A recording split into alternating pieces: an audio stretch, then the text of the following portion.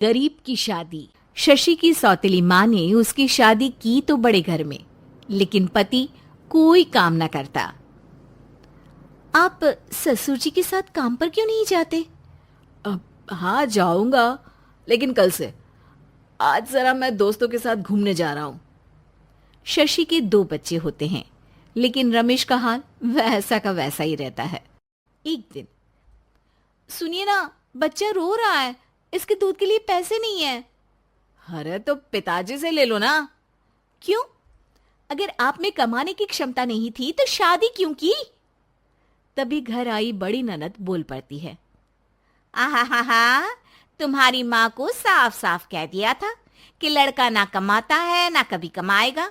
हम 4 बहनें हैं इसका ख्याल रखने के लिए, और पिताजी का इतना सारा पैसा, तुम्हें किस चीज की कमी रखी है? लेकिन थोड़े ही सालों में तकदीर बदल जाती है। शशि का ससुराल गरीब हो जाता है। सब बिकने के बाद शशि अपने पति, बच्चे और सास के साथ किराए के मकान में आ जाती है। मैं कोई नौकरी करना चाहती हूँ दीदी। अरे इतने बड़े घर की बहू थी शशि, तुम नौकरी करोगी? नहीं नहीं नहीं नहीं। नहीं करूंगी तो घर कैसे चलेगा? बच्चों को भी तो पालना है ना। तभी शशि का भाई आ जाता है। शशि, ये ले राशन का सामान, किसी भी तरह की कोई भी जरूरत हो तो बताना। भाई, अब मैं नौकरी करूंगी। देख बहन, वैसे तो मैं तेरे साथ हूं, लेकिन हाँ, मैं ये भी चाहता हूं कि तू अपने पैरों पर खड़ी हो जा। शशि को एक प्ले स्कूल में छोटे बच्चों को संभालने की नौकरी मिल जाती है। एक दिन, शशि, मेरे स्कूल को अब तुम संभाल लो। मैं कुछ दिनों के लिए अपने बेटे के पास जा रही हूं। लेकिन प्ले स्कूल अकेले मैंने कभी नहीं संभाला है। अब ये सब मैं नहीं जानती। इतने महीनों में तूने जो देखा, बस पूरे आत्मविश्वास के साथ उसे करना। शशि नीलम के जाने के बाद पूरे 1 महीने उसका स्कूल अकेले संभालती है, और फिर एक दिन आता है जब वो अपना खुद का स्कूल भी खोल लेती है। वाह शशि, तुमने आज मेरा सर गर्व से ऊंचा कर दिया। तुम्हारा यही आत्मविश्वास तुम्हें बहुत आगे ले जाएगा। नीलम, बहुत आगे जाने की चाह नहीं है, बस ये छोटा सा स्कूल मेरे बच्चों की अच्छी शिक्षा में मेरी मदद करे, यही मैं चाहती हूँ। शशि थोड़े थोड़े पैसों से ही अपना परिवार पाल रही थी। एक दिन उसके घर उसकी बड़ी ननद आती है। अरे भाभी, घर में कूलर तो लगा लेती, मेरी माँ को कैसे पंखे में लिटा रखा है? अरे तो शशि कौन सा एसी लगा कर सो रही है? वो भी तो यहीं रहती है ना मेरे पास। ज्यादा यहाँ आकर मेरी बहू को परेशान न किया करो। हाँ हाँ, मुझे भी शौक नहीं है इस छोटे से घर में आने का। मैं तो बस ये बोलने आई थी कि मेरे बेटे की शादी है तो ननिहाल का जो नेग होता है वो ले आना। हाँ हाँ, जितना बनेगा कर देंगे, और ना हुआ ना तो वो भी नहीं करेंगे। तभी शशि बोल पड़ती है। अरे नहीं नहीं माँ जी, रीटा घर की बेटी है, उसके ससुराल वाले उससे शादी पर पूछेंगे कि मायके से क्या मिला। रीटा, तुम मुझे सामान की लिस्ट भेज देना, मैं पूरी कोशिश करूंगी कि तुम्हारी हर डिमांड को पूरा करे। अच्छा, मैं खाना लगाती हूँ। शशि ये बोलकर किचन में चली जाती है। धीरे धीरे कर शशि किसी न किसी तरह अपनी सारी ननदों की डिमांड भी पूरी करती, बच्चों की ख्वाहिशें भी, और उनकी पढ़ाई के लिए पैसे जोड़ती। एक दिन जब शशि का बेटा 12वीं पास करके आता है। माँ, अब तुझे काम करने की जरूरत नहीं है। मैं अब कोई ना कोई नौकरी करके पढ़ाई भी साथ कर लिया करूंगा। शशि को लगता है कि बेटा और आगे पढ़ाई करे, लेकिन वक्त की मार के कारण वो बेटे को काम के लिए हाँ कर देती है। अब बेटा एक बैंक में चपरासी बन जाता है।